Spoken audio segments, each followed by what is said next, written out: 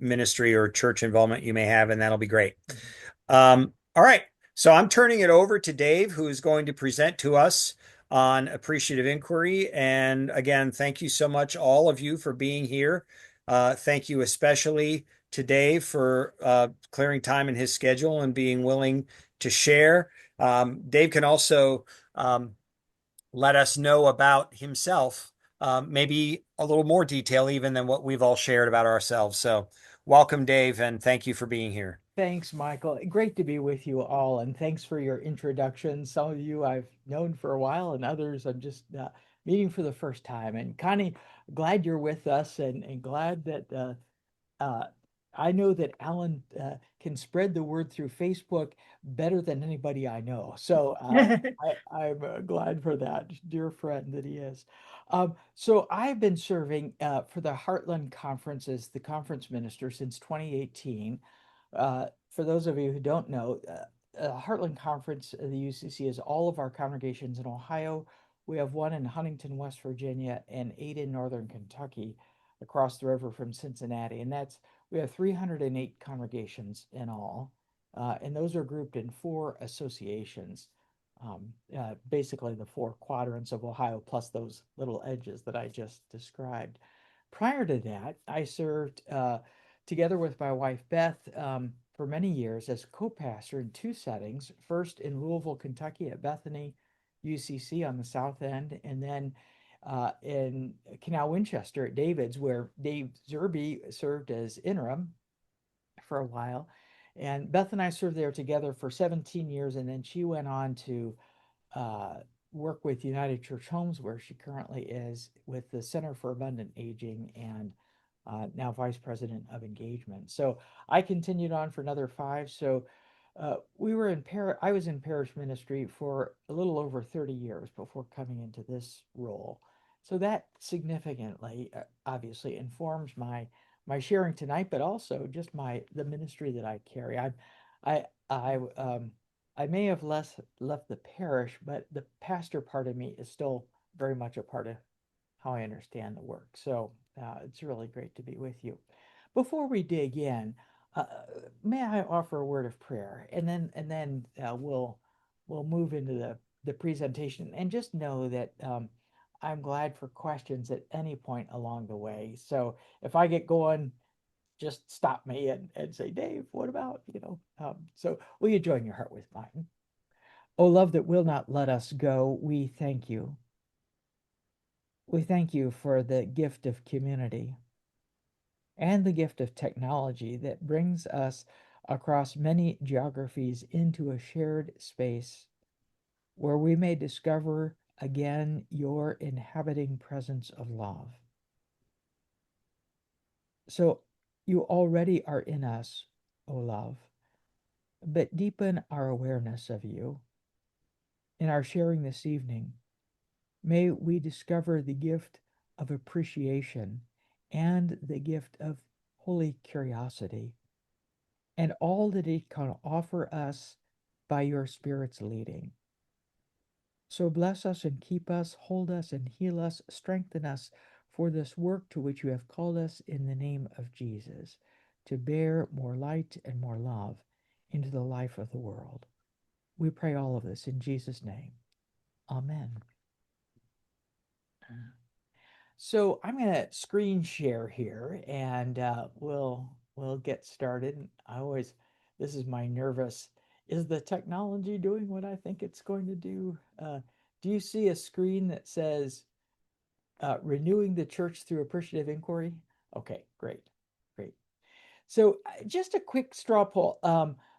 Merlin, you mentioned you had appreciative inquiry training a few years ago, and any of the rest of you had appreciative inquiry training? I'm always curious to know what folks bring. Okay, so for some of you, this will be a refresher, and you might have wisdom to share also as we go, and for others of you, it's new. Um, so there's a heaviness you may have noticed in the life of the world, in the life of the church, right? And oftentimes that heaviness gets met with kind of a downward spiral of thinking and processing. Appreciative inquiry aims to reverse that spiral and focus on what is life giving more than what's broken. Now, I'm going to say a word about it's not just Pollyanna, we never have to deal with the challenges and so forth, but there is a prevailing process that often groups adapt that is not um, focused on what's going well or what our strengths are. So, just in kind of brief summary, I want to share with you, appreciative inquiry is a strengths-based approach to change. It it it focuses on what gives life to a community. It presumes that there are strengths in every community, and that in every space there is some good that can be found, and it's important to really pay attention to how that good rises in the energy of the community. It's built on stories of success rather than problems, and it really encourages collaboration and spirit-centered discernment. So it presumes when we use appreciative inquiry in the life of the church, we presume that the spirit is present and that the spirit wants us to discover how to capitalize on what is operative in a good way in the communities that we're a part of. So, why appreciative inquiry in the life of the church? Um, One, it aligns with biblical themes of gratitude, hope, discernment, and encouragement, and it helps congregations move from scarcity thinking to abundance thinking. Okay. How many of you have been in congregational systems where scarcity thinking has been operative? Okay, then I'm not alone. I think there's some. All of our communities are salted with some of that reality. Um, Another reason we might for appreciative inquiry is it helps us build relationships with each other, and I'll talk a bit about that. Um, uh, Thanks. Dave, if we lose you, we'll understand what's going on. Storms in your area, and they're rolling through Delaware here too. Um, the another piece of this is how do we support sustainable change over time? And uh, part of what this does is it predisposes, part of this process helps to predispose us to what is working. Because it predisposes to what's working well, it gives us a way of celebrating along the way. And I'll say a bit more about that. Um, so in the conversations around a change, let's just chat a little bit here. In the conversations around change that you've been a part of in the life of the church, what has most often been the operative energy? Has it been problem solving or appreciative inquiry? So, talk to me here a little bit. What's been the predominating uh, energy in your experience, or how? What have you noticed?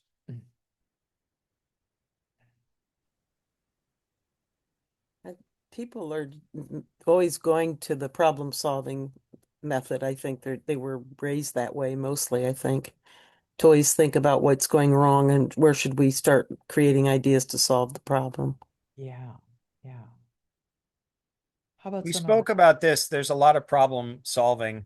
I think my exposure to thinking of this from another direction goes back to our time with Peter Block and the six conversations, and being able to think about uh,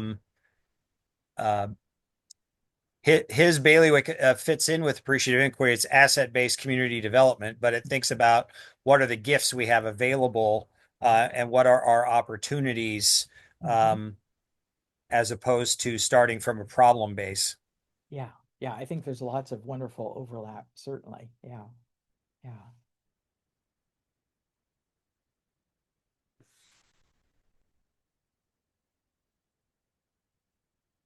Anyone else? Mm. I think people, in my experience, find the problem solving approach threatening as if they've been doing it wrong all this time. And there's kind of a tendency to just want to keep doing the same thing. It takes a lot of energy to change something, especially if you think you've been a problem all this time. Yeah, Connie, you have named something really important, and then that can easily get into shame or guilt or all kinds of unhealthy rehearsals of stuff that may have nothing to do with, one's individual participation or performance or whatever in a group setting. But you just named something about how does energy flow in a system, right? And or not. And that's part of what I've always liked about appreciative inquiry is the energy, in my experience, grows, and um, and that's one of its real gifts, I think.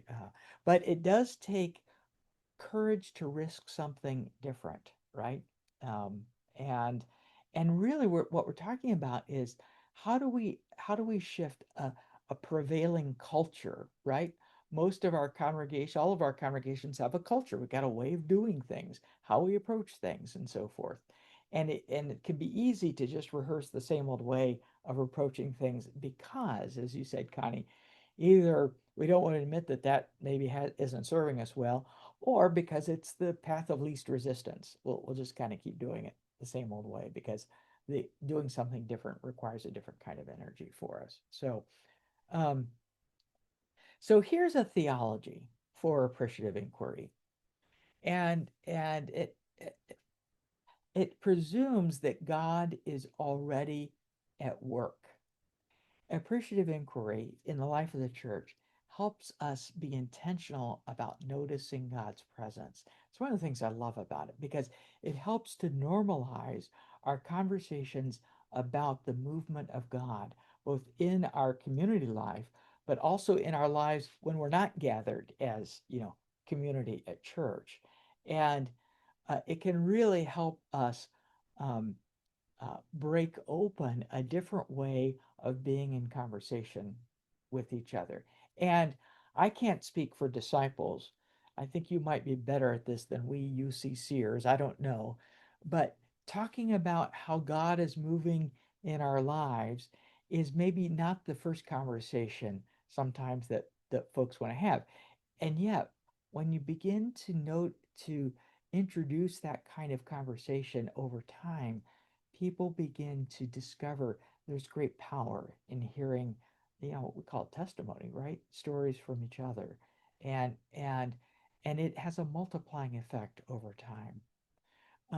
Remember this passage from Philippians 4:8. Whatever is true, whatever is excellent, whatever is praiseworthy, think about such things. It's like it's like uh, the Apostle Paul or someone writing in Paul's name, said, here it is, right?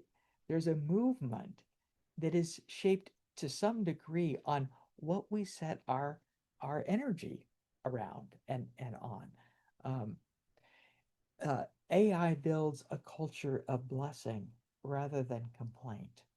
So, these are some classic uh, Christian theological spiritual um, uh, energies. Really, the energy to bless is a very powerful thing, and we are and the telling of our stories where things have gone well or are going well can be a really important part of that. Um, it also encourages spiritual discernment through storytelling. And we're going to unpack these things as we're together tonight. So I want to share with you a scripture passage. I'm sure you've heard this before. I'm going to share from Mark 6:35 through 44. And it's the feeding of the it's one of the narratives of the feeding of the 5,000. Okay. So hear this word. When it grew late, Jesus' disciples came to him and said, "This is a deserted place, and the hour is now very late. Send them away so that they may go into the surrounding country and villages and buy something for themselves to eat." But he, Jesus, answered them, "You give them something to eat." But they answered him, uh, but they said to him, Are we to go and buy 200 denarii worth of bread and give it to them to eat? And he said to them, how many loaves do you have? Go and see.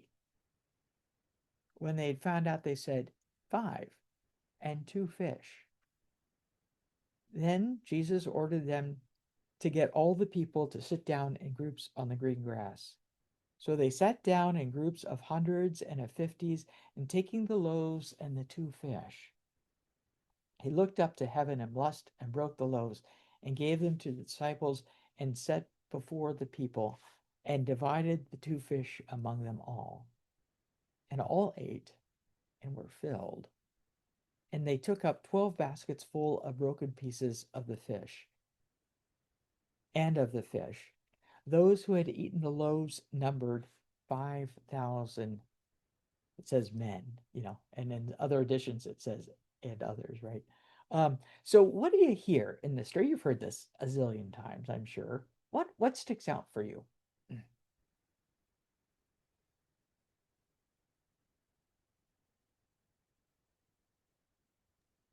What spoke to me was to look at the assets that were there. Right.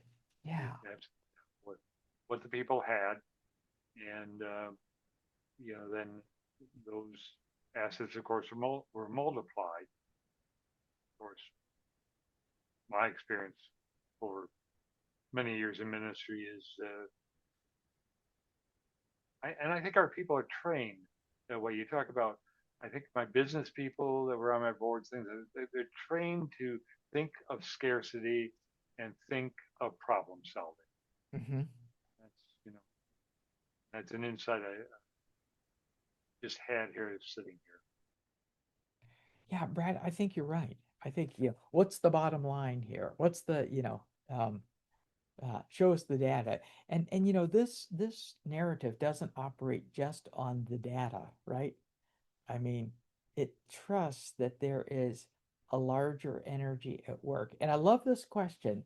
What do you have? What do you have? Right? And and oftentimes the question that gets asked is what don't we have? What do we need? And so forth.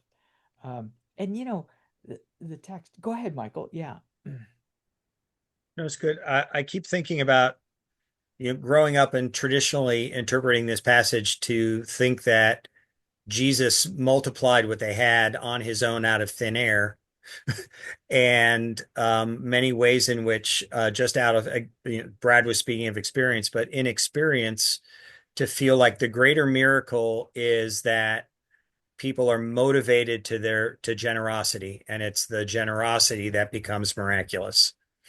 I think that's beautifully said. Beautifully said.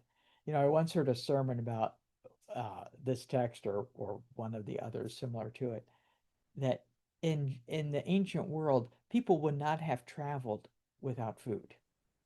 You know, it's the text says, send them into the village to buy something to get something to eat. Well, that presumes a lot, right? And that it would have been typical for folks to take something to eat. Remember when Jesus sends the 70 out, it says, don't take anything with you, kind of thing, right? So the presumption is that when you're traveling, take something to eat. The the the question is, in what way is generosity? Michael, you said it so well. In what way is generosity operative, right? And and when we're released for that, all kinds of remarkable things happen. Go ahead. And in contrast to, uh, my reflection, if you're familiar with the musical The Music Man, and he's meeting the people from Iowa, and they're talking about, so what the heck, you're welcome, join us at the picnic. You can eat your fill of all the food you bring yourself. Yeah. It just is, that is the contrast in terms of our attitudes toward one another and our willingness to share, especially with people that we don't know. Yeah. Right. Right. Yeah. I would, as we came out of COVID and I was getting back out again and preaching and so forth, um, I would oftentimes there'll be a potluck, if I've come to be with a congregation, gives me a chance to chat more. or some kind of special fellowship time. And I remember being around a table with folks, and we were talking about how we were having to relearn the art of potluck. Um, and it's almost like our potluck muscles got soft, during COVID, and we had to learn the art of gathering and the gift of everybody brings something. And if you didn't bring anything, there's always going to be enough. I've never been to a potluck where we actually ran out of food. So yeah, just that that's an energy. That's an energy of trust, right? Certainly. Yeah, yeah. Well, when we're engaging appreciative inquiry, there are some energies that operate in the environment, and just to be aware of these, and um, and these are words that come out of the appreciative inquiry school, but one of the principles is constructionist, and that is um, our words create worlds. When we speak something, it's like we speak an energy into the space, right? I'm sure you've experienced this. And when, you can have a good energy in a room and one person comes in grumpy or negative and like, it's like it sucks the air out of the room, right? And um, so so being aware of how our words create, sticks and stones may break my bones, but words will never hurt me. Well, actually, words are powerful, right? Um, they do have impact. Simultaneity. Um, when we start asking questions, that's when the change process, when we start to inquire, that's when the change process actually begins to happen. Well, some of my favorite words are, and some of you have been around me know this, are, I wonder, I wonder. And when I'm with a group, I'm listening, I say, I wonder about that. Or I'm curious. When we introduce words like that, we invite others also to wonder, also to be curious. So again, that's part of that words constructing the world, but it also begins the process of entertaining the possibility of something that we haven't thought of before, or maybe thought of in exactly the way we've been thinking about it. Poetic is this principle that we grow in the direction of what we study. I have a dear friend who's a junior high gym teacher here in Delaware, member at Zion UCC, where Beth and I are members. And he's a bicycler, as am I. And we will go out for rides, and he's just a wonderful spirit. And on one of our rides recently, we were talking about how we all live in news bubbles. We get our news oftentimes from the same sources day in and day out, and the challenge. And he said, he once heard that whatever you're looking for, you'll probably find it. And it's that kind of um, where we put our energy and our search. That's what we're led to, right? Um, and then the principle of the positive. And there's been wonderful research on positivity over the past really 20 years or so. Um, and that is uh, our positive questions can lead us to positive change. So the energy that's inside our questions also shapes the direction that we go. These are just some things to be aware of. The mindset and energy behind appreciative inquiry um, is really shaping, and what the way we ask our questions shapes the ethos and the culture that we want to create. So, what I'm naming are things on the one hand, they're fairly obvious and also fairly easy to forget. We enter into conversations just thinking we're just entering into conversation, but actually there are all these energies that are at work when we're in these conversations. Um, so let's take a look at how AI unfolds, and we're gonna dive a little bit deeper in each of these cycles. Or each of these pieces of the 5D cycle. So just real briefly, appreciative inquiry is a cycle, and I think of it as an upward spiral. It's not it's not a line where you're completion, where you get to the end and you're done, but it continues to stimulate ever new inquiry and so forth. So the first thing in a it's a little confusing. Before artificial intelligence, um, AI was appreciative inquiry. Now we have to say appreciative inquiry because when I say AI, our minds go to something else. Again, words create worlds, right? See how that's shifted in really a short period of time. So when we're starting out, we have to define. In other words, what is it that we um, want to explore? Uh, what's the area of ministry we want to explore, getting clear about that, and then discover, um, uh, identify what gives life, what's already working in this discovery phase. That's where we gather stories of when the church is at its best, and I'll say a little bit more about this in just a minute. That leads to the dream phase, which invites us to holy imagination, to envision what might be, or to imagine what God might be calling us to. And I think that language to say, what's the leading of the Spirit? What we're discerning is the leading of the Spirit here. And then we move from that to a design phase, which is okay, we have a sense of the dream, a sense of what we're being led to. Um, but but how do we begin to turn those dreams into a lived reality? So that's where we begin our planning. And then destiny is how do we live into this and sustain whatever that new reality is? And again, you know, this is these things interact with each other. Um, you'll see here the let me get my computer to, there we go. Uh, this looks way too neat in the process, like you go from define to discover to, it's not that you might discover, you might get into the design phase and realize, oh, there are more stories that we need to hear, maybe we need to hear more. So I want you to be aware that this is an overly simplified uh, diagram, and yet we need to start somewhere, and that's usually with the define piece. There's a thing. I often say in church, there's usually a thing, or maybe several things. And sometimes there's a thing beneath the thing. Okay. And these are the energies that are operating that there's a rub, or there's a dream, or a possibility that we want to explore. My what you're seeing is over here. That's why I keep turning my head. So uh, what we're um, wanting to do though is to position ourselves to be available. What's the spirit?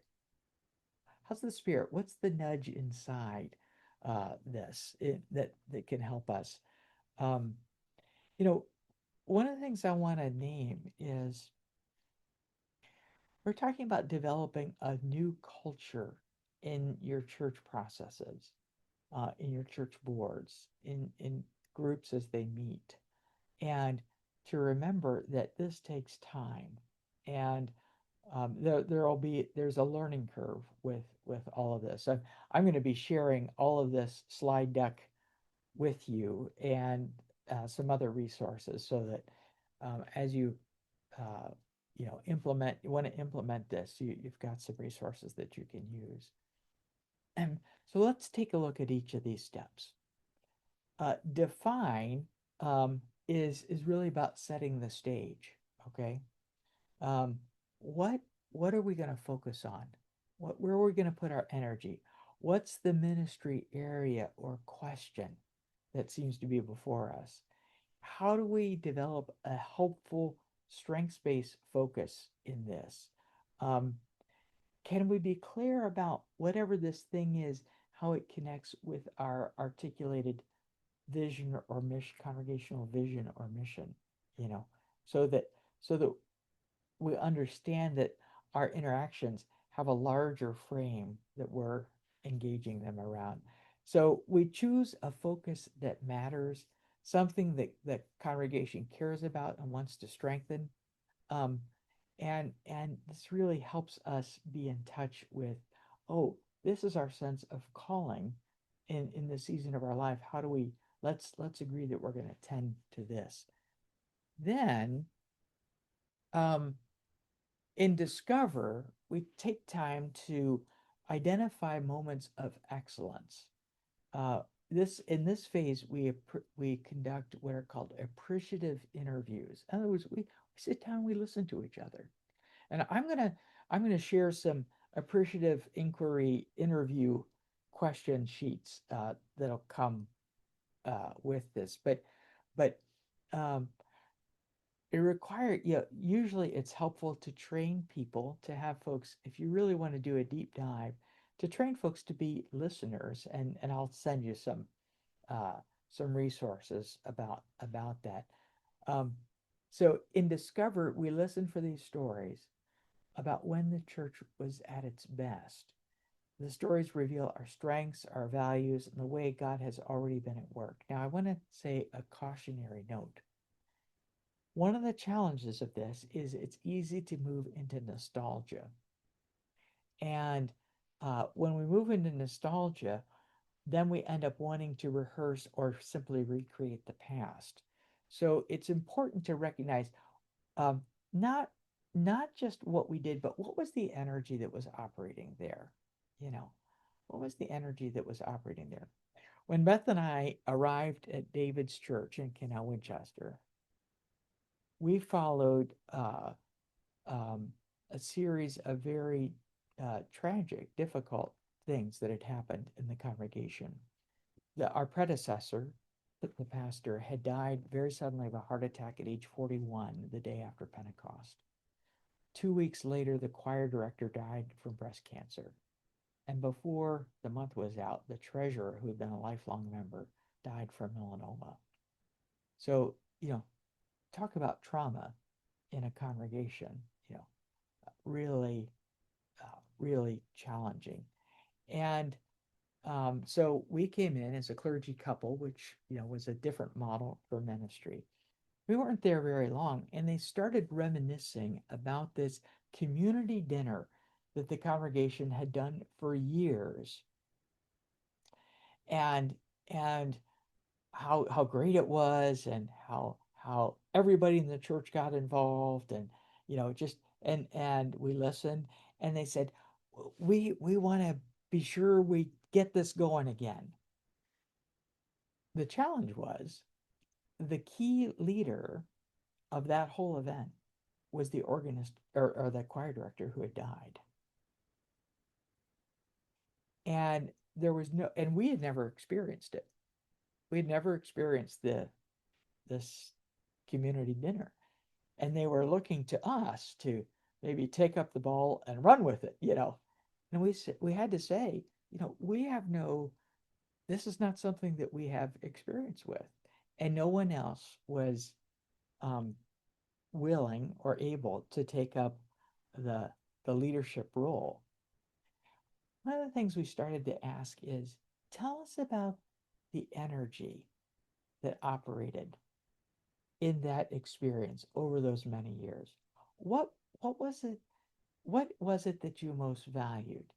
And we started to get a glimpse of the the the cooperation, the friendships that got built, and those kinds of things. And then we said, if we were to imagine ways in which we could build those energies in our life, what might this season be, you know, calling us to? And that opened up a different kind of conversation. We didn't have to pick up the mantle of someone who had died and who is now a saint because of her incredible service to the church, and then of course she had passed away. We could continue, we could move in a different direction. So what we were trying to help the folks realize is, and they did, God is still moving in our midst, and we don't have to do things exactly as they were done before, but we can savor the energy that comes when we come together and work on a common project or mission or a ministry engagement. Um, so we listen to those stories. I'm going to pause because I can talk and talk and talk, and I want to be sure that you get a chance. Do you have, is this making sense? Questions or observations that you have? David,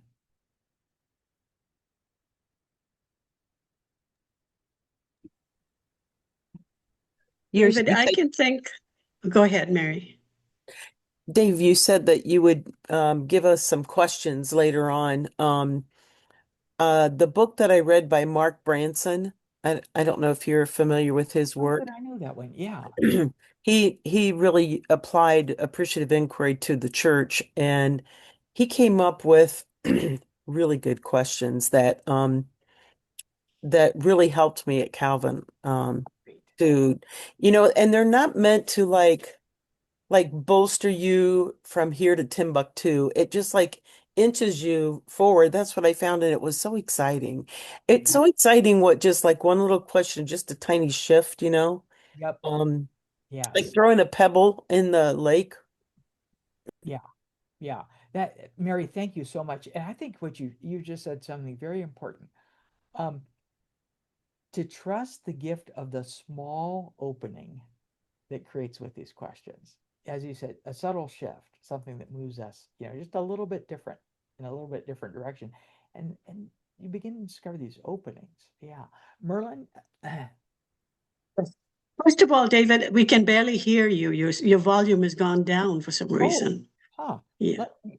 Thank you for letting me know. Let me see what's going on here.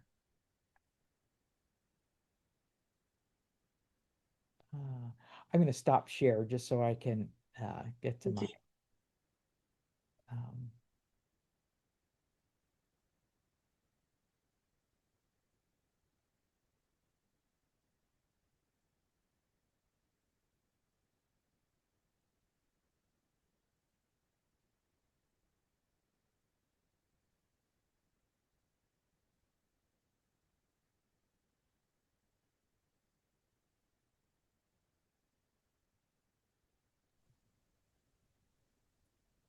While Dave's adjusting his volume settings, Merlin, did you have other Yes, something else you yes. wanted to add? Yes. This is very helpful. It's coming at at the perfect time for me because we're going through this nostalgia thing here at the church. It's a new church for me. I've been here 18 months and have really uncovered, a lot of things that a new pastor needs to know. Well, one of the irritating things for the new pastor is the way it used to be, mhm. and I think your line of questioning is very helpful. And maybe I can get over my irritation if I have really directed questions that are helpful. I thank you. And I'm trying to find my mic. Um, But don't worry about it. We can hear you well enough. It's just once in a while when you back off, I think it okay, I'll try and stay close. Can you hear me okay now? Is that yes. yeah, okay. I don't know what's happening there. Okay. Yeah,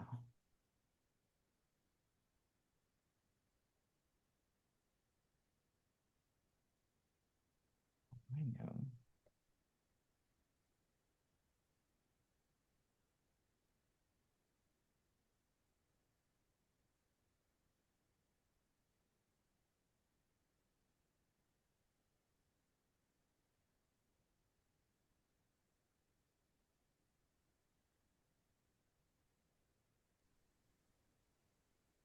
I think since we can, since we can hear you okay, I think we're okay to proceed. Okay, okay. Sounds good.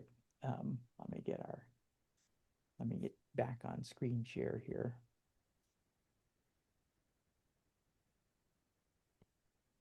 There we go. Okay. So I'll keep trying to project here as we go. So yeah, Merlin, I think sometimes uh, I have found that the questions really help to interrupt the rehearsal of the nostalgia narratives and or sometimes it's a rehearsal of a problem. It's easy to rehearse a problem or something that isn't going well and just have that be the only narrative in the room.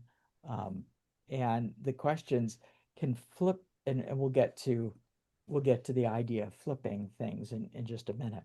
So in the third step, we've got dream. So this is this is the place where we start to shape a provocative proposition for the idea. It invites us to holy imagination. Um, it it it says, if we lived fully into our strengths around this, whatever this is, if we lived fully into our strengths, um, what might we become? What might we be able to do? Okay. And when we ask these questions, this is stuff that oftentimes people are not used to doing. You're going to be introducing a different kind of energy, but don't be afraid to give some space for silence when you ask these questions, right? Because it may be new for folks to be invited to dream and to think differently about things. And then we move into the design phase, which is where we turn these dreams into priorities, and we develop what practices are going to shape. Again, we talked about aligning this with our mission and our values, and we build collaborative ownership. In other words, can folks see themselves as part of whatever it is that's being envisioned? Because it can't just be you as the pastoral leader or a key lay leader. It has to have the energy of the body in it. And you're not going to get everyone in 100%, right? Um, but this is where we begin to shape the future together. You take them, you design. The design phase takes what you've heard in the stories and builds on the energy of what you've heard as you begin to shape the new possibility and make it into a reality.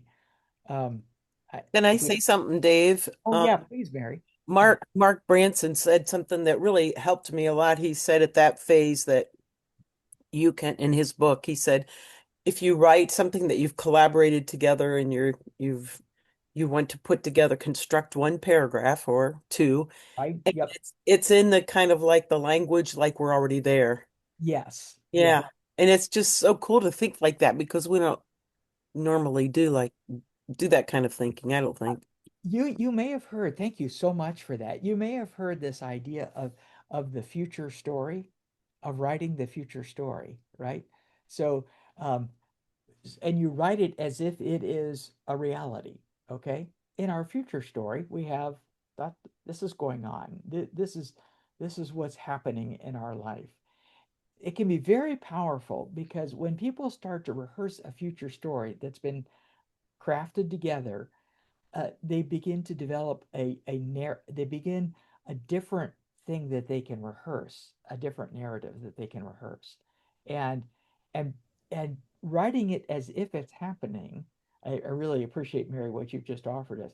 As if it's happening shifts the energy inside. Folks begin to think differently, not just as a thing that might be, but a thing that actually is starting to become real in the community's life. Um, so I appreciate the intersection at this stage, Dave, between and again, we talked about business models and how we like to measure statistics, but the intersection at this point between what's measurable and the future story where we are developing based on core values and character, that's right. and that those are things that are also growing and building in what we're working on. Yeah. And thank you so much, Michael, because the one of the key questions is in appreciative inquiry is what do we want more of? Okay. So when we talk about values, what of our values, what would we like to see more of operating in our life, right? And to name it out loud. I think one of our challenges oftentimes in our church communities is we don't take enough time to pause and really say out loud together, naming these things out loud to each other. Remember, words create worlds, right? So when we name these things out loud, we start to shift the ethos, the spirit in the room, if you will. And that's a really, all this stuff can sound kind of squishy, but it actually has palpable energy in it, and it's really powerful in my experience. Um, so when then we moved into destiny, and um, uh, Mary, I think you said we're talking about small steps. Remember, implementation is not about the completion of the big thing all at once. It's what is our first next step? And how might we work together? How do we empower teams around the design work that we've done? How do we celebrate? Now I'm going to pause here.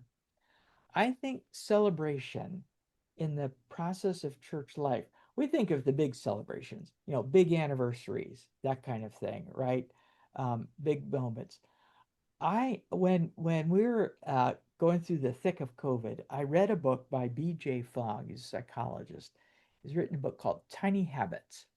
And one of the things, this is a person who's researched how people develop habits and how does that get really embedded in our behavior and so forth. And he said one of the biggest things people miss when they're forming a new habit is celebration, actually pausing and saying, I did it, or we did it together, or wow, isn't God great? How the energy of the Spirit's been moving, to actually consciously, intentionally pause and celebrate. We don't do that enough. It's like we wait until we're completely done with something before we can celebrate. Um, Appreciative inquiry says uh, celebrate along the way. Celebrate along the way because the celebration actually builds energy for the capacity to embrace the next step. And it just brings more joy, honestly, into the space. And this then what develops is you build a rhythm of gratitude in this. And we know gratitude is a game changer, right? In terms of our own lives and in terms of the life of a community. So this destiny piece is really how do we allow the Spirit to really move in us and recognize it and name it out loud to each other and give it space to grow. So let's talk a little bit about appreciative inquiry in action. Okay, this is a case study kind of thing. Okay, so say that um, maybe the conversation about more youth has come into your congregational experience along the way. We want more youth, kind of thing. Um, uh, so identifying you want youth ministry renewal. Say that's the define thing. The discover is um, when have youth felt most alive? Let's tell some stories. Where is there a lot? Where has there been aliveness? Or we might ask the question, where are youth experiencing aliveness wherever it is in their lives? Can we can we position ourselves to be near youth when they're most alive, wherever that is, and instead of presuming that the first step will be to come to into our buildings, right? For example, right? And we would want to ask them, right? We would want to actually get them involved. Absolutely, Yeah. Mary. Absolutely. We want to center them, right? Rather than having them be objects of, you know, some kind of idea of what church life should look like with them involved, that kind of thing. Um, imagine, so the dream might be imagining thriving uh, with, you might say, maybe intergenerational mentoring. You know, yeah, I know you all have observed this, but I'm going to just say it out loud. The church is one of the few places in American culture where folks have the potential of gathering regularly 4 or 5 generations in the same space and building relationships across generations. Now, folks gather at ball games intergenerationally and so forth, but in terms of interaction, it's a different level of engagement and experience. When Beth and I were at David's, we had a youth leadership team. It had members of our senior high, one from each class, and um, and we had adults, and we had um, the widower of the choir director who had died was one of my heroes. Jack Cook was his name, and Jack um, he was an engineer, and folks said that after his wife Nancy died, he was always the quiet partner of the couple, you know.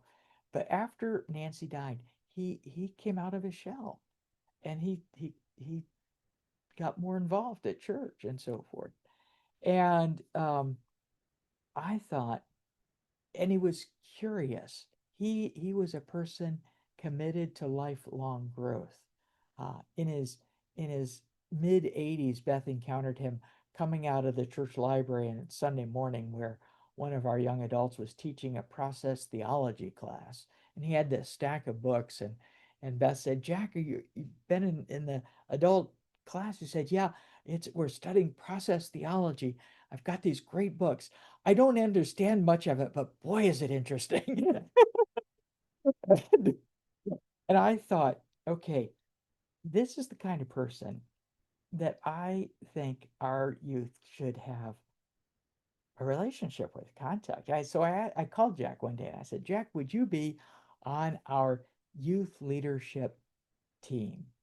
And he said, "Dave, why would you want me?" He was in his 70s at that point. He said, "Why would you want me to be on your youth leadership team?" I said, "Well, because when these kids get to be 70, I want them to be like you."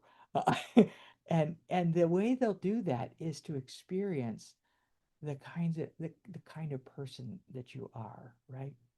So we built in our dream phase, we realized we didn't want just program.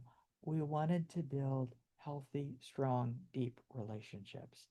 And we needed people who themselves were committed to their own growth and were unafraid to say, "I don't know." Now, Jack was brilliant. His email was mensacook@aol.com. And at choir rehearsal, he'd always bring in those tear off calendars one day at a time. He had one from the Mensa Society, and he would always, and it was some kind of puzzle, which I never got, because yeah. But you see, he was that kind of person, is where I'm headed with all that. And so then we began to develop ways in which we started to design how might these key adult leaders um, interact with our youth in ways that were natural, not contrived. And over time, they built such deep relationships, and we were able to celebrate. When Jack turned 80, we had the youth group had a big birthday party for him, and he would show up at sport events um, and so forth. So what I'm trying to illustrate here is, so often we get fixed in our ideas of what something is going to look like, and appreciative inquiry really asks this question: what are our strengths? Well, for us, one of our strengths was Jack and his willingness to continue to grow, and also a person who had experienced deep grief and knew what that was like, so he could relate to teenage disappointment.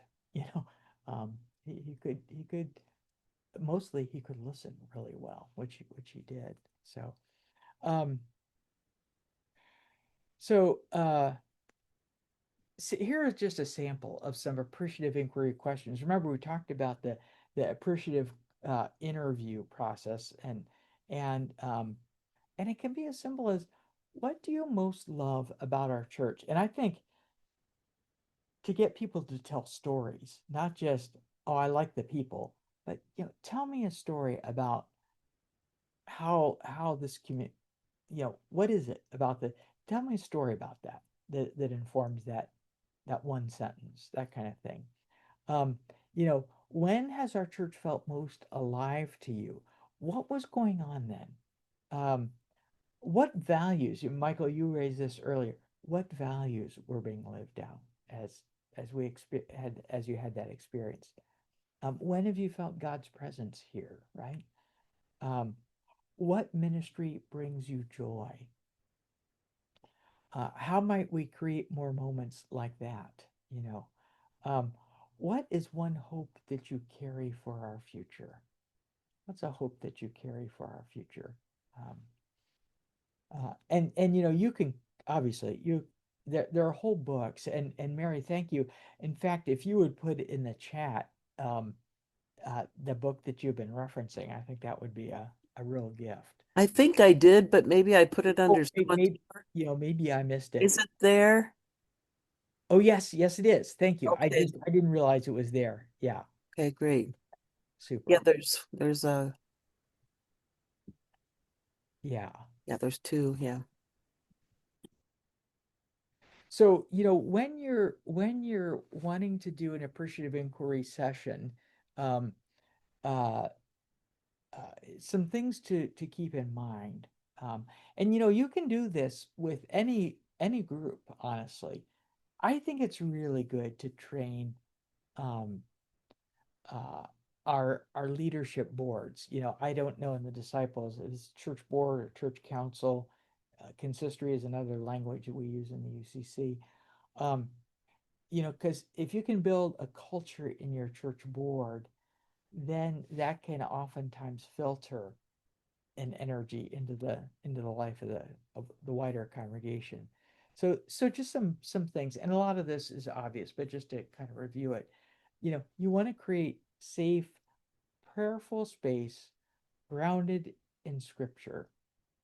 Um, you know, oftentimes a way to begin is by practicing something like um, Lectio Divina, just to uh, um, or to have a um, uh, to do some way of saying, here's to invite folks, where have you seen God working in our life together? To name these things out loud.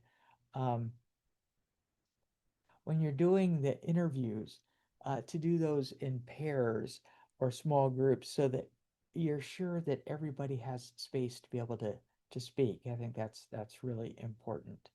Um, Capturing stories visually.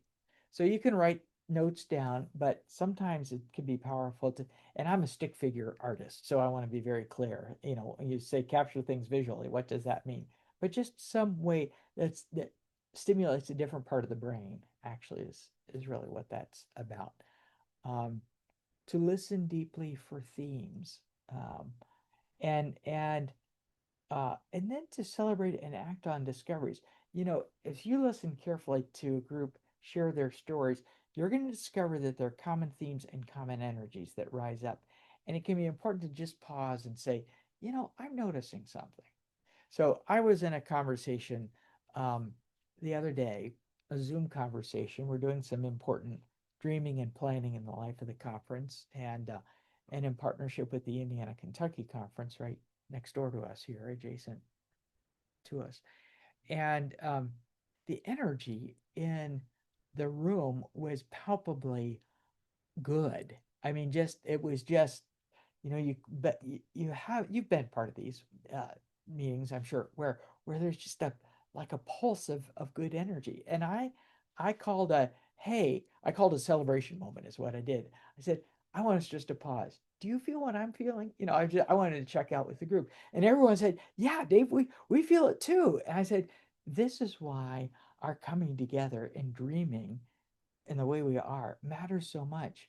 It's not just about dollars and cents. It's about the multiplying energy of the spirit when we allow ourselves to be together and start to boldly envision different things, you know. Um so don't be afraid to call a holy timeout, you know, and notice these things. So here's some challenges. We're getting close to the end. You've been so gracious. I hope I haven't talked. I have talked your ear off, but I hope this has been helpful. Um, uh, there are going to be some skeptics inevitably. When you interrupt the way of doing your meetings, there are folks who just want to get the job done and get on their way and get home. Thank you very much. Amen. Um, so it's going to take time to build capacity sometimes, and I just want to name that that when you introduce something new, you're always going to have a few folks who think their time is better spent just getting through the agenda, and so forth. But if you can form your work as an exploration of how the spirit is moving in your life, not just as things to do, over time, you'll develop, again, words create worlds. You'll develop a different kind of energy in the space when you gather.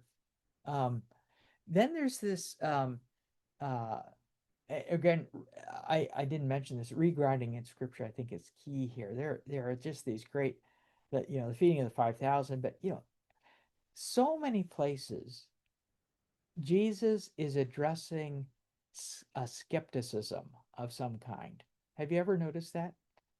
Um, you know, uh, Healing, who's in and who's out. I don't think the children should be around. No, let the children come to me. I mean, there's just these persistent times. Jesus keeps encountering skepticism, and then he often reframes how the love of God is operative and what that should suggest in terms of the behavior of the community, obviously related to that. So, um, negativity. Remember how we talked about one negative person can cancel out 10 positives? You know, the wet blanket syndrome. There is an art of thing called there's an art called flipping, and that's taking the problem or complaint or the negative results and flipping it and asking the question, what's the positive opposite of what's being said here? What's the positive opposite of what's being said? And what do we want more of related to this? Um, and the positive impact of the flip, you start to imagine, okay, what would that look like for us? What would that look like for us? So you don't allow the negativity to rule the room's energy. You say, well, that's an interesting thing you're observing. What's the opposite of that? If we were, how would we, how might we think differently about that? Um, um, so, there's power in the moment to be able to interrupt those narratives is really what I'm saying. Um, One of the challenges sometimes is just fear of change. What's this going to look like? And that's understandable because, much fear of change has to do with a sense that I'm going to lose something. Fear of change is often a fear that I'm going to lose something. And if we can begin to start small, let's just test this one thing. Let's take this one step and let's see where that leads us. Um, and similarly, folks can be overwhelmed. There's some folks you can paint a picture to and they get it and they're on board and they're ready to go. And there are others, even if they have a 3D model, might have a hard time seeing it, right? Um, and so sometimes it can be really helpful to say, let's just work on this one thing. Give folks a chance to see what that looks like, whatever the thing identified is. So, um, uh, and then keeping this spirit alive. Remember, this isn't a one-off. This is a culture that you're building. So, sharing gratitude stories in worship. Um, what would it look like if prior to receiving the offering, and congregations are doing offering all different kinds of ways now post COVID. Some pass plates, a lot of places don't. They have, but usually there's a pause. Think about what it could be. What if, as part of worship, there was always a gratitude pause and a naming of something that's going on in the community. Uh, Beginning our meetings with celebration. Remember, I talked about that. Um, Recognizing acts of service, uh, including what's going well on the agenda. Um, in many settings, I have seen the finances are the first thing that get talked about after the opening prayer. Let's check the treasurer's report. what would happen if after opening prayer or centering in scripture, the first thing would be, hey, what's going well for us? That could really reshape the rest of the agenda that you have, because it shifts the energy in the room. So just some closing questions here, and then I want to just gladly respond to your questions. How might you bring appreciative inquiry into your ministry or team? And what might you try this month? What might you begin to think about this month? So those are just rhetorical seed planting kinds of questions that I leave with you. Let me pause here. I realize I've been rattling on. What questions, observations, wonderings do you have?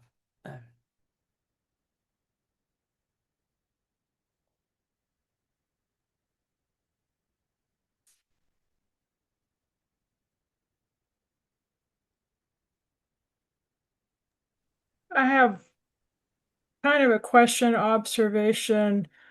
Maybe this goes back to the nostalgia, but a lot of the nostalgia is also centered around some sort of loss. Like it used to be we had 100 kids go to camp.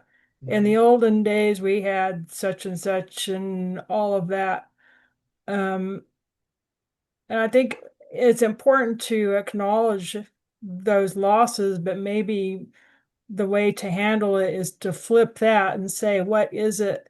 Yes, it used to be like that, um, I wish that we could get that feeling back again. What can we do to flip that and continue it? I think it's important to acknowledge the loss, but not dwell on it. You've just named it so well right there. Absolutely. You know, it's what we're talking about, as you said, is grief and grief that things are not as they once were, right? And we don't do anybody a service by just glossing over that and not attending it. And you've also named rightly, you don't want that to become the prevailing focus of your conversation or your engagement. I think you're onto some really important kinds of flipping questions. Where are we experiencing our best energy now? When good energy rises, what's going on in our life together now? Can we and what are the stories? What's happening when there's good energy with us now? You know, I had a Beth and I started at in Louisville, Kentucky, and the first church we served was a redevelopment congregation. It was the last new church start before of the Evangelical Reformed Church before the United Church of Christ came into being. So Evangelical and Reformed Congregational Christian churches came together to form the United Church of Christ. And it had it had struggled. Where are we going to live? We're going to die as a congregation, and so forth. And um, we and they had I think every congregation has one, two, or two pastors where that was the heyday, and so forth. And uh, this was a church that was famous for its dart ball team. Well, He froze. I froze. You all. No, I don't see you freezing, Dave. Okay, I think maybe Michael froze. Yeah, I think so. Yeah. Um, so um, one of the things we had to do is take that memory of community what was good was the community gathered, Hmm. you know. And so we started to say, well, what might be some new ways where we could gather community meaningfully? And this Hmm. congregation, like many, love to eat, you know. And so we're dropping like flies here. So so they started being more intentional about uh, gathering for potlucks, as simple as that sounds. Hmm. And but the joy that rose when folks said, "Hey, we've got good energy here still. We just Mhm. lost track of it. We lost track of it, Yeah. and we can invite our friends to this." Mhm. Um, and just building basic community around table, which these days doesn't sound so basic actually, really. So yeah. Dave, I'm thinking of a story of Haskins. I served Haskins 91 to 2003. And Uh-huh. part of their story is they were a federated church for a long time. And they, in 1947 or 8, um, the Baptist Church and the Presbyterian Church and the Reformed German Church, German Reformed Church, they all started conversations after World War II, and they looked at their strengths, and this was the lay people. The pastors didn't do this. The lay people said, we've got to combine our strengths here. And so they ended up the Presbyterians decided not to do this, but the German Reformed and the Baptist chose to have both of their pastors resign. And Mhm. then they chose the strongest building to meet in, a bigger building. And then they rehired, I think it was the Baptist pastor, and they moved forward with more strength. Mhm. And they did that at a time when uh, that's kind of crazy that they did that.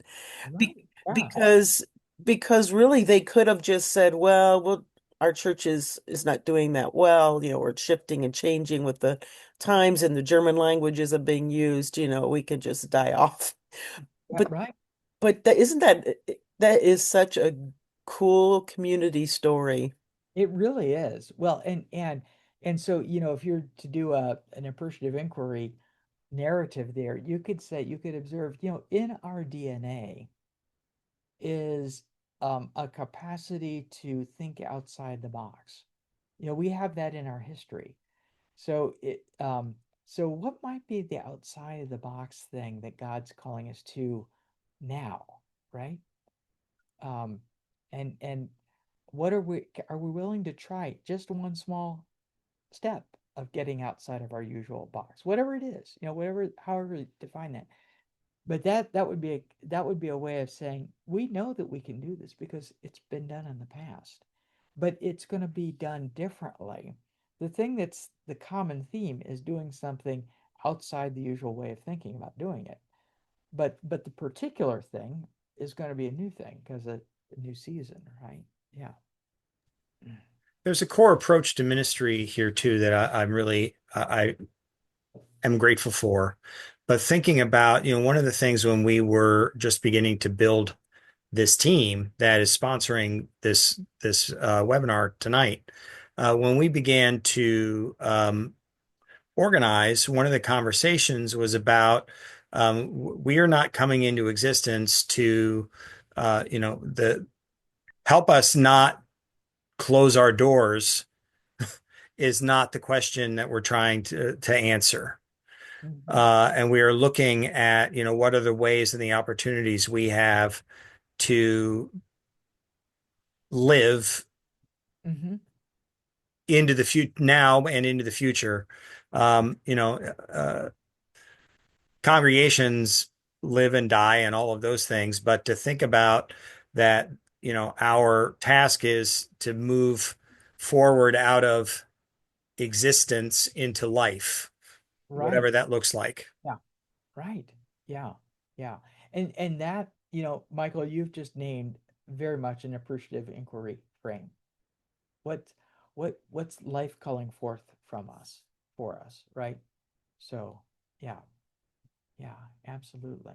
I even remember a long time ago, even a long time ago, was in a conversation about this kind of a discussion, and the interim pastor somewhere asked the question, what if it's too late in terms of that their Hmm. survival as a congregation? And the only way to answer that in some ways is we're uh, uh, we're making a choice today to live as long as we live. Yes. Yeah. Right.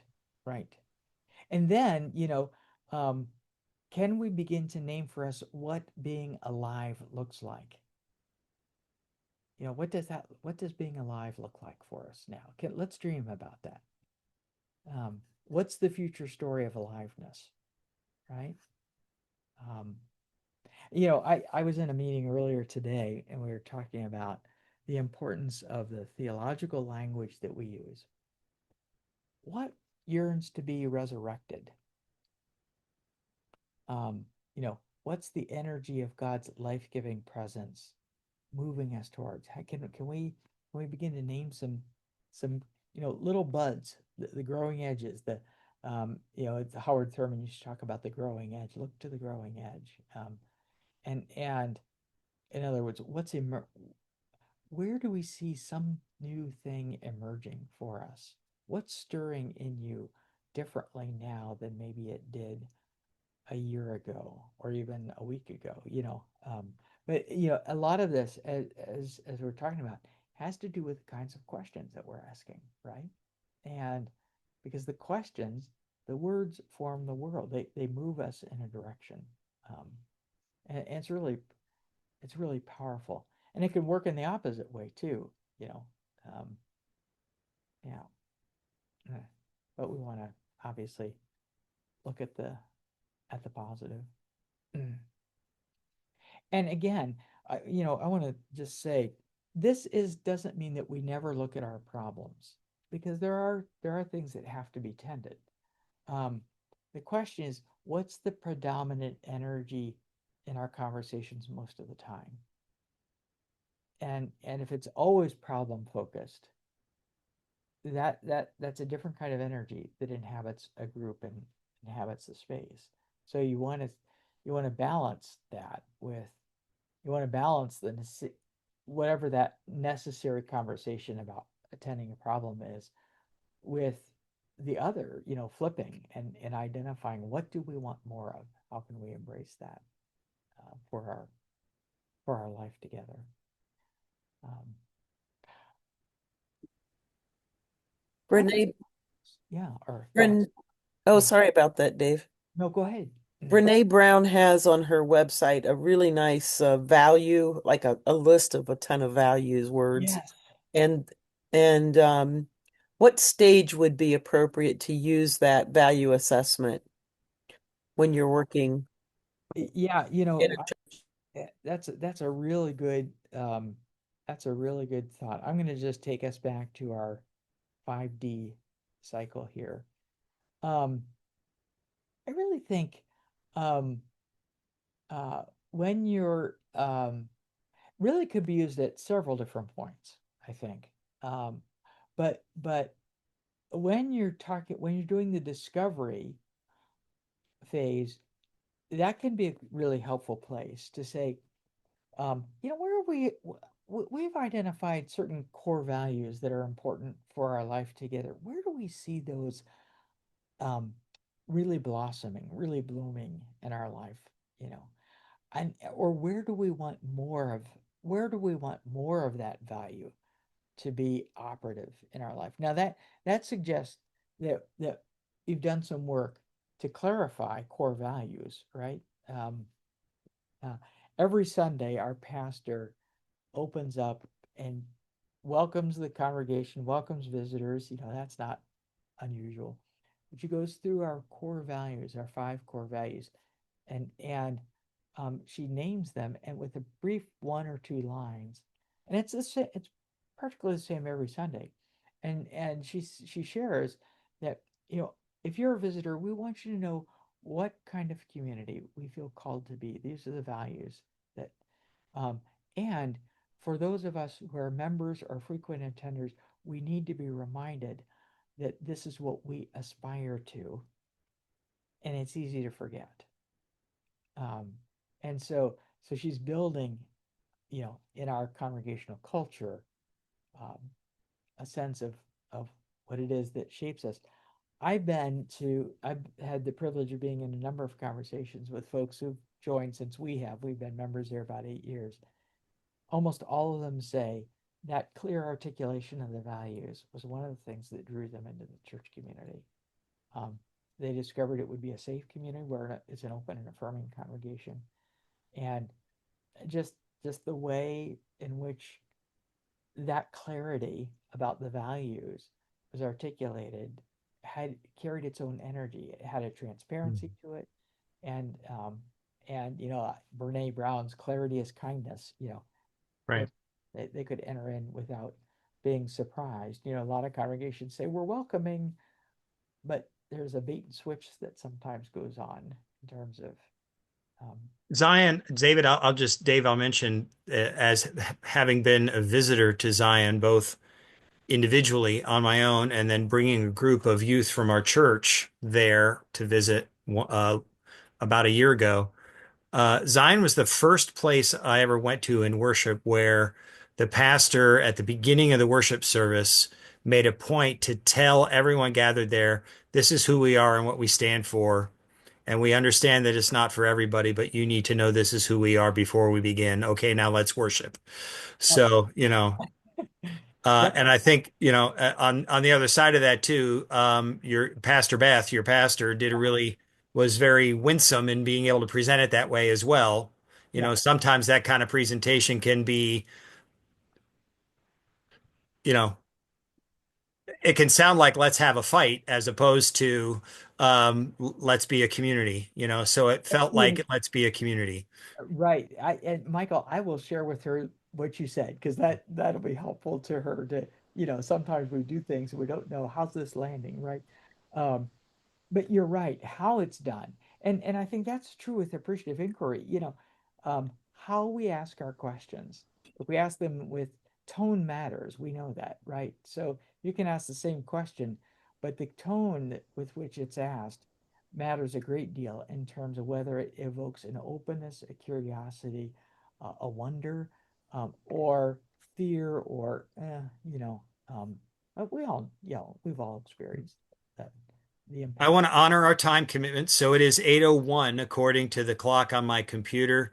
I don't want to just shut it off. So maybe if there is one more response or engagement or question that is still there that any of y'all haven't raised yet, this is your opportunity. Merlin. Um, I'm just going to continue what we just said about stating your values, what you stand for. I was trying to express that, and someone said, "Well, that's being a gatekeeper." Or Mm, that could be a gatekeeping function. Rather, it might serve to keep people out rather than welcoming them in. mm, But I see it as a protective mechanism also, because people could come in without expecting that we do have certain principles we stand by, mhm, and run into them negatively and then suffer. Just So as an example, Merlin, and I think sometimes, content matters, and perhaps this is right, where it does.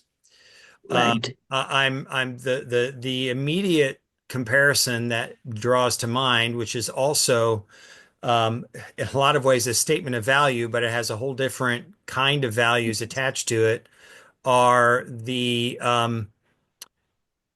recent declarations by the governor of Indiana about what constitutes a nuclear family.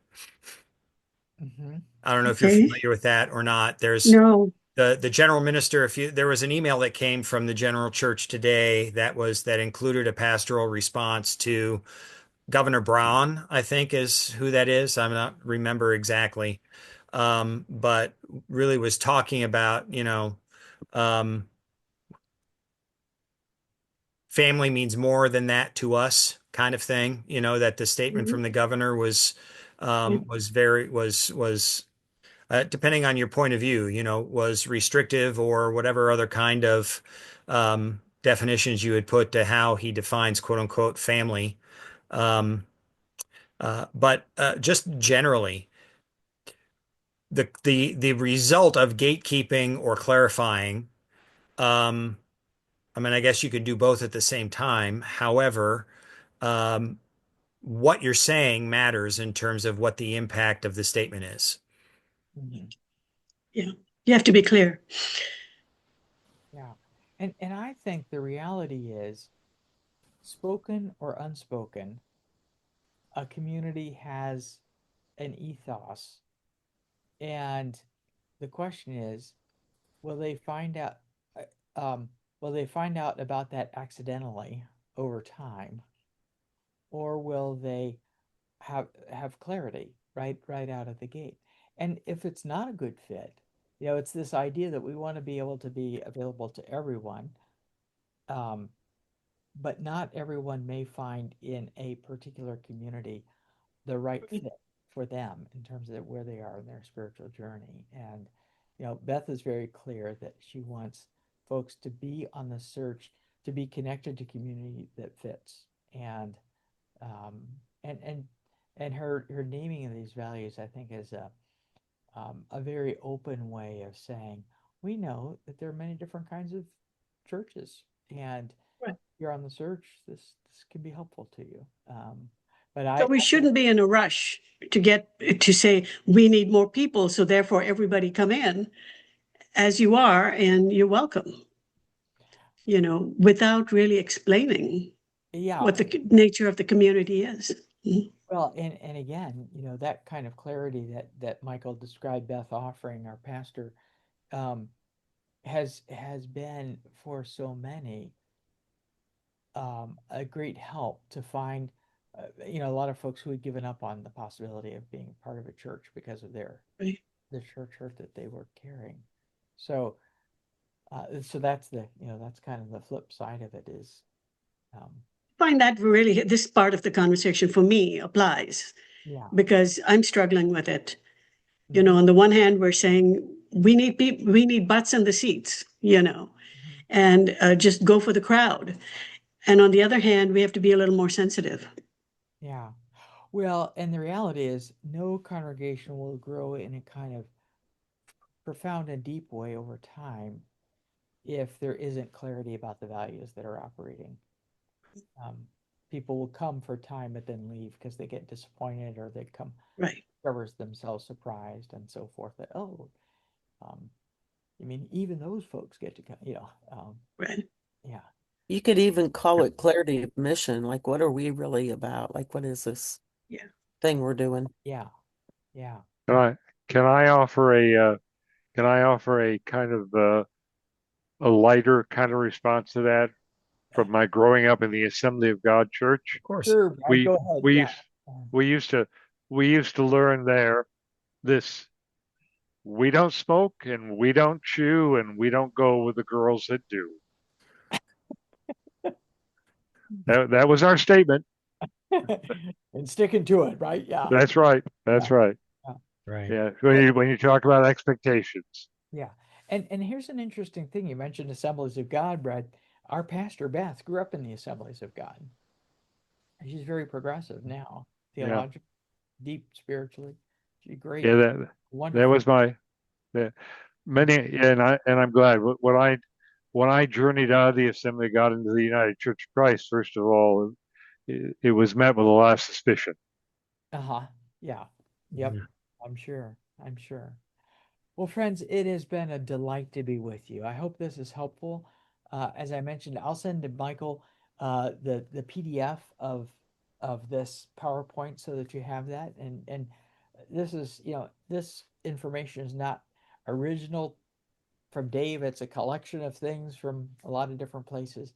And I'll send you some other accompanying materials if those could be helpful for you. And that So appreciative. I'll mention as Dave sends those and as we compile a recording of this session, we'll make sure that those access to those get sent out together and give a little bit of time to get all of that together so that it can be sent out. But um, that will be something that hopefully will be good for us to be able to then look back on and see, oh, this is how we remember things. Sometimes we go back and that's what he said, or that's what that meant, or that's what was on that slide. So Right. all of those things are helpful along the way too. Um, can I invite us just to conclude? I'd be happy to offer a blessing for us on our way out, even just as I'm saying again, thank you so much, Dave, Yeah. for what is clear. Mm. Heather was saying to me just a few minutes ago about how it feels like, you breathe this it's not just a topic that you've researched and you have knowledge about, but it's something you live out. And that is apparent and clear, and it's a blessing. And, it shows in what we've been talking about the last hour and a half. So, Glad to be with you. Thank you. Yeah. all right. So here's a blessing for us. O Lord, bless and keep us. Make your face to shine upon us and be gracious to us. Lift up your countenance upon us and grant us peace. Help us to find ways to venture into your future unafraid and faithful, faithful because you invite us to be strong and courageous, knowing that you are with us and that we can face anything as long as we are with you. Bless us now as we head from here. Continue to instruct and grow and nurture us in our faith, in our life, and in all the places of ministry where we serve. Thank you for our time together and for Dave, for one another. Bless your church, O God, we pray in Jesus' name. Amen. Amen. Amen. Thank you. Well, again, thank you so much and have a wonderful evening. Yeah. Take care, everyone. Thank you. Bye-bye. Thanks, Mike.